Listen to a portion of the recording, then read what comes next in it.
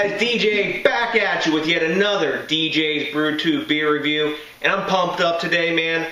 Didn't get my workout on yet, but I got a workout on because I've been doing housework and yard work, and I'm damn thirsty. I got still some more work to do, so I need a session beer.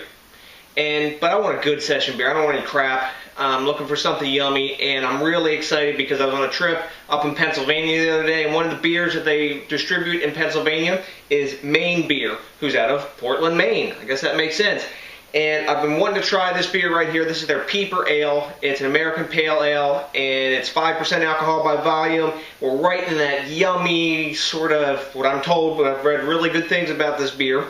We're right in that session beer range for alcohol. 5.5%, a little bit bigger bottle. I can chug this down. This is a full pint, it looks like. Let me see, I can tell you right on here in the bottle. Actually, it doesn't say, yes it does. Yeah, one pint, 9 ounces.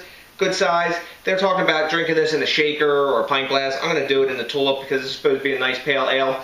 And I think the bitterness on this, it's around 37. That's what I could find out there. It might be a little bit higher, who knows, but it is an American Pale Ale. So, what about Maine Beer? A lot of you guys may not know about them, but these guys started literally in an unheated garage. And in Portland, Maine, in an unheated garage, man, that's hardcore. That's wanting to brew some beer and home brew. They got bigger, they went to a heated garage, their new brewery, and they've been growing ever since. This is one of their most reviewed and most popular beers from what I can tell, and I've been looking for what I would consider like an epic session beer. I really like the Schlafly American Pale Ale that's dry hopped, and this is also dry hopped. This particular beer has Magnum, Amarillo, Cascade, and then they dry hop with Centennial. So man, this is going to be a nice beer. I'm expecting some good, floral and citrus and fruitiness going on in here with this. And I really like dry hopped American Pale Ales. I think it does a lot for the style and really elevates the flavor profile of what may be a lower flavor profile beer otherwise in some ways. So one reason I geek out about these guys. Why? Because they put on the date right here on their bottle. They print it right on the label. No problem. This is an itty bitty brewery, bigger microbrewers. Learn from this. They also say, drink me within 90 days of the time that I've been bottled. The date on this one is, let's see, 9/1/12. And so September 1st, 2012. Well, today is September 17th, 2012. So this beer is only 16 days old. You're not getting it any fresher if you got it right out of the brewery from the tap. So I got this one right. Let's get the bottle popper pop on this one, get it in the glass, and get it in my belly. Let's see. Hope this works. Yes, it's still working. It's back to life. And I really want to keep this crown for a little brewery. They even got custom crowns. So, man, I can already smell the citrus wafting off this bad boy. Lots of smoke, and it looks like there's a bit of hop haze in the bottom. I'll try to swirl that maybe later, but until now, let's get this in a glass. Ooh. Yeah, wow, we're getting some good head. I gotta be careful to pour on this one. Look at this monster. Wow. Awesome.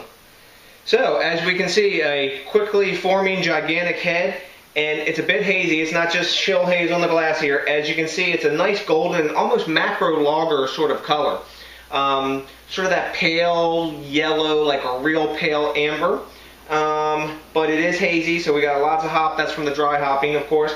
Active bubbles from the bottom. Nice fluffy white head, real tight bubbles, and a bit of rockiness on the top. And we're at a full 3 fingers on that head, guys. But that's a really nice looking beer. It looks really good in the tulip too. I guess you could pour it in a pint. Maybe they're saying a pint because they know the head that this beer forms. And here I am flapping my gums all this time. It's not dissipating quick. And it's still a full 3 fingers on there. So let's get a nose on this, see what we got for the aroma. And man, I can't wait to drink this because I'm pretty lathered up from exercising via labor today. Wow. Big citrus punch, like orangey citrus punch in the top, in the front. I guess maybe from that dry hopping. A bit of pine. Some tropical fruits. And a lot of mango in this one, and a little bit of pineapple playing in the background. Man, really, really nice beer.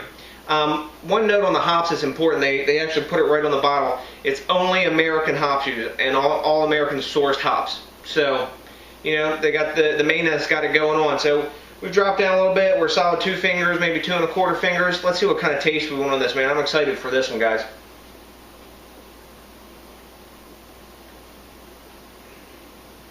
Wow. that is really hoppy for a 5.5% beer. That dry hopping really did this justice. Right up front, you got a citrusy hop, a bit grassy and herbal. The malt bill hits you right in the middle. It's got a decent malt bill, so I think they're using Vienna and crystal malt on this. That's why it's not so dark like some of your other American pale ales. The Schlafly that I reviewed before, that one had a darker malt bill in it, but this has got plenty of sweetness in it. It's that balanced East Coast pale ale style, but man, you know, nowadays a lot of folks really do American pale ales well. It's that style that a lot of the craft brewers here, they kind of cut their teeth on, and they work because, man, you know, a lot of guys who are home brewers and stuff, you know, they really like their hop heads. You know, they really like that flavor of hops. This one is showing that, but this is an elevated version of that. This is, I think, one of the best American pale ales I had, and if you drink this, you're like saying, what? There's no way this is a session beer. It's got a lot of flavor to it and a lot of complexity. I'm going to take another drink here to get my head around this a little more. Now, in the mouth, unlike the nose, the citrus is more dominant in the nose, and in the mouth, that grassy, earthy herbalness is more present, and I suspect that's from the dry hopping. This tastes a lot like cask beer that I've had before. It has that taste. It's not as hazed up and cloudy, though when I look in here I can see a good bit of sediment in the bottom of this, which is most likely hop sediment, which I will swirl and enjoy every bit of really soon once we're done our review here. But man, top-notch beer. I know I'm geeking out on this, guys. I don't always do this, but if you can find this beer, drink it. It's really good. Well crafted, and you can taste the quality ingredients in it. So what do the other guys think about this? Rate Beer's giving it a 97. That's a straight up A, guys. Beer Advocate's giving it a 92. I'm going to give it an A too. I'm going to give this one a 95. This is a really well crafted beer, especially for a sessionable beer like this, but it's just good. Just good. So anyways, I'll stop geeking out on this one, guys. If you see the Peeper Ale from Maine Beer, give it a try. And as always, what do we say? Think globally, drink locally, support that craft beer movement, and keep this thing growing so we get more awesome beers like Peeper Ale. And that's a big peace out.